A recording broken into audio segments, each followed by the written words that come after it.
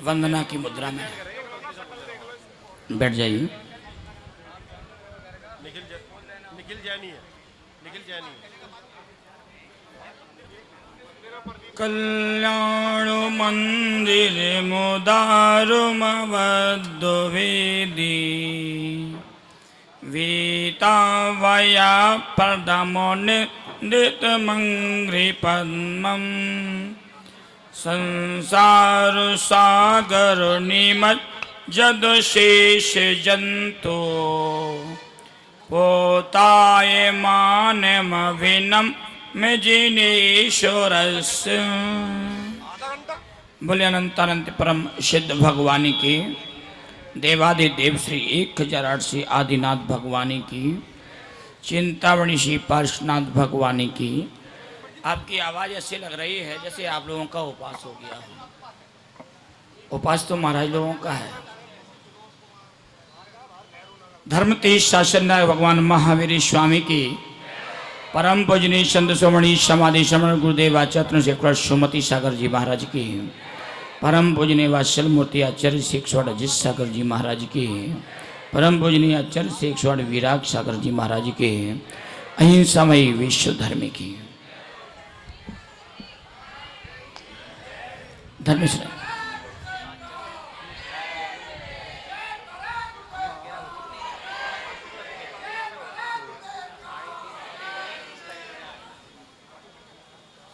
धर्म स्नेही महानुभाव। बार, रविवार, सोमवार, मंगलवार, बुधवार, कितने बार होते हैं? कितने बार होते हैं?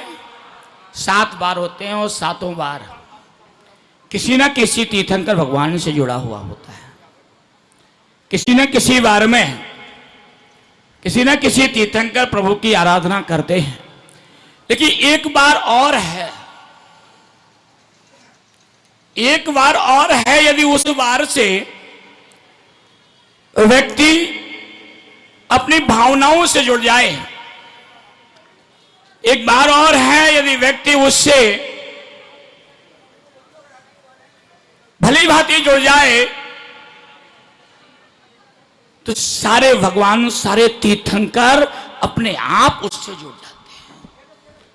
वो बार आपको पता है? वो बार आपको पता है? कौन सा बार है? परिवार। देखो, महिलाओं को पता है। उन्होंने पहले ही ये जान लिया कि परिवार है, और यदि परिवार से जुड़ जाते हैं तो संसार की सारी तस्वीर बदल जाती है। परिवार से जुड़ना, संसार की तस्वीर को तो बदलना है ही, उसके साथ साथ अपने जीवन को भी बदल दिया करते हैं। क्योंकि जीवन को बदलने के लिए एक परिवार, एक समूह की परम आवश्यकता हुआ करती है। बंधु, मैं बैठा बैठा बहुत देर से वही विचार कर रहा था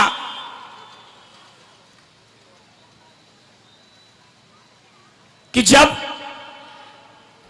परम पूज्य आचार्य विमल सागर जी महाराज और परम पूज्य आचार्य गुरुदेव सुमति सागर जी महाराज एक ही नगर में, एक ही क्षेत्र पर वर्षायोग किया करते थे, और दोनों के अपने अपने कार्यक्रम हुआ करते थे। लेकिन एक दूसरे के बिना एक दूसरे का कोई भी कार्यक्रम होता ही नहीं था।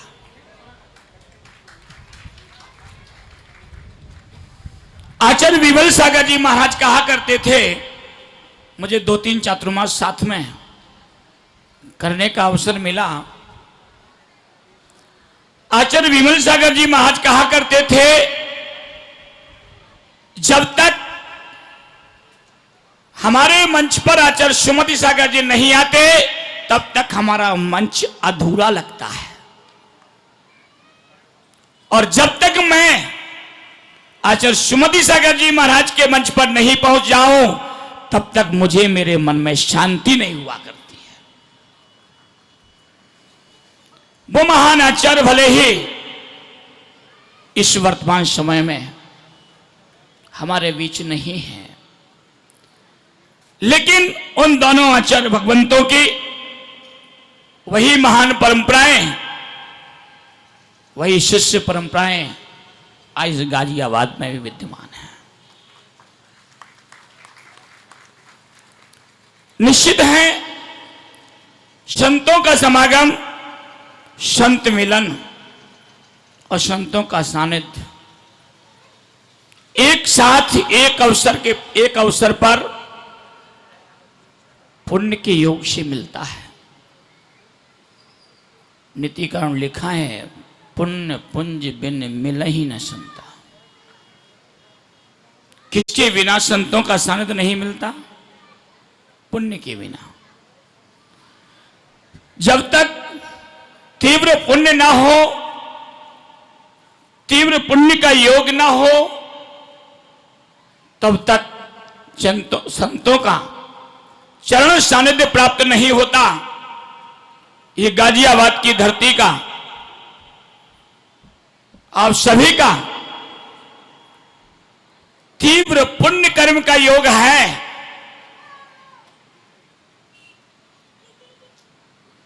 इतने सारे संतों का सानिध्य एक साथ प्राप्त हो रहा है। गाजियाबाद में वर्षावास आचार्य विराग सागर जी महाराज ने अभी पूर्व में कहा था, पहले वर्षा योग होता था क्योंकि वृक्ष के नीचे रहते थे, प्रावट काले वृक्ष मूलादि योगा।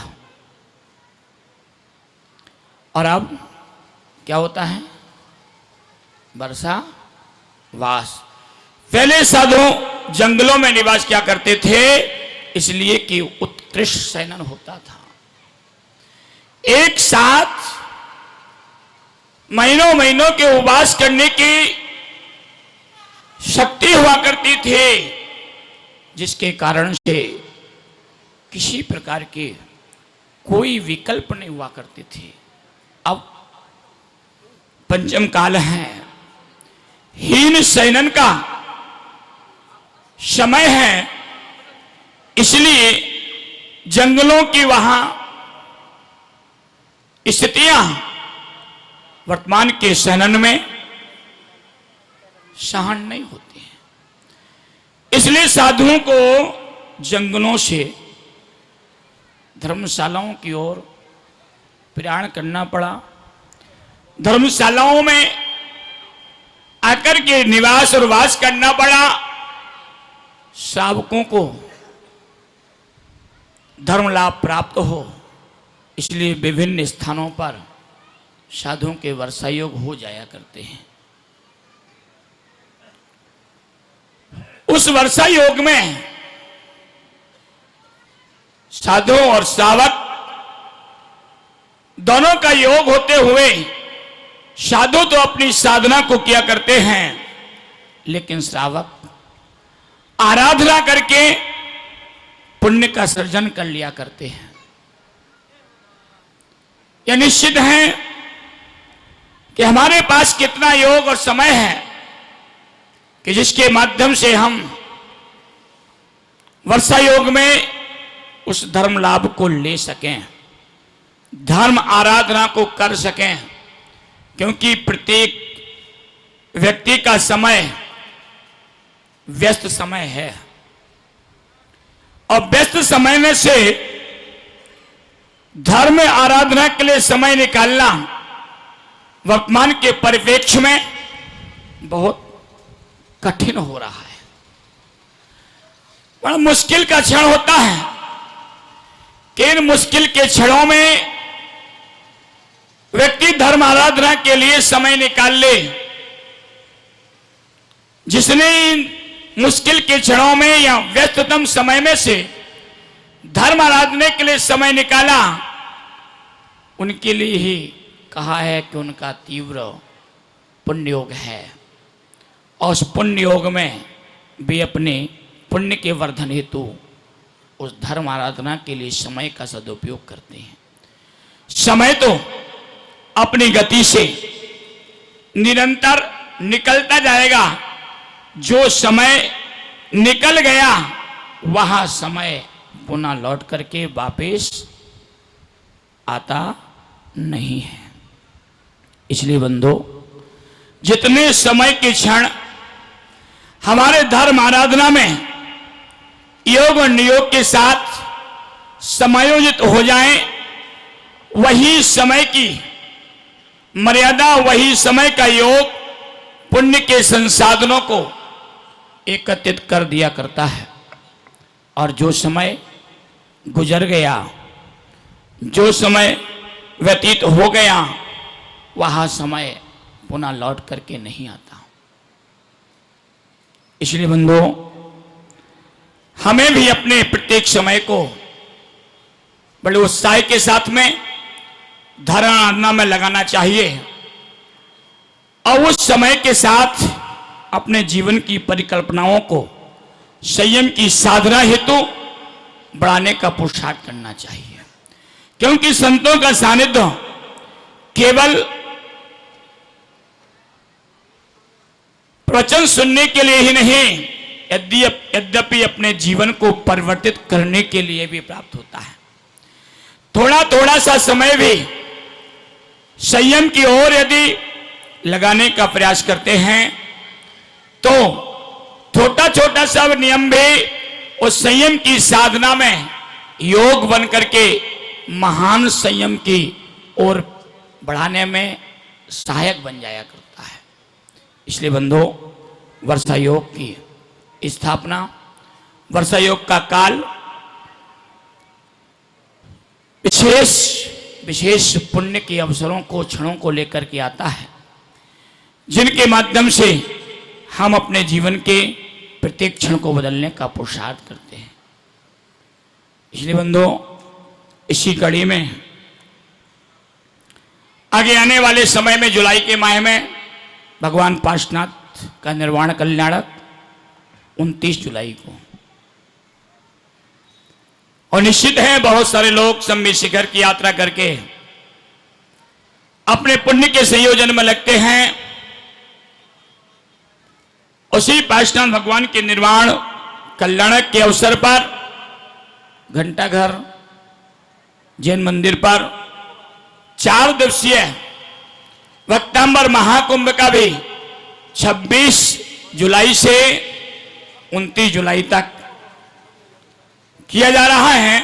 आप भी उसमें सम्मिलित हों और धर्म की आराधना में सहभागी बनकर के पुण्य का अर्जन करें।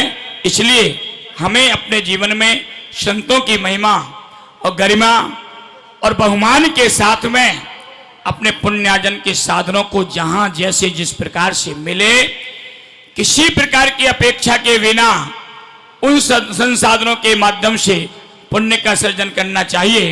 इन्हीं मंगल भावनाओं के साथ बोलो भगवान महावीर स्वामी की